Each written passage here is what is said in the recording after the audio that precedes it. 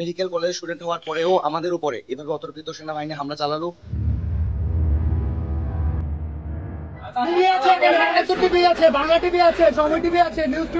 Media খালি আপনাদের দেখছে, বাকিদের যে এগুলো মিডিয়া দেখছে না। আমি তো বলছি, আমি সেনাবাহিনী হয়ে আপনার পাশে আছি। আমি বলছি হ্যাঁ, আপনার দাবিদার সাথে আমরা একমত, but this is not the way. রাস্তা আটকায়,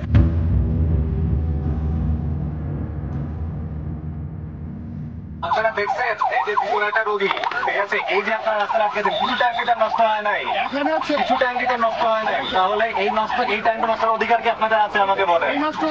তাহলে আপনারা শান্তিপূর্ণ ভাবে আপনারা সাইডে মানববন্ধন করে আপনারা দাবি দাওয়া পেশ করতে পারেন।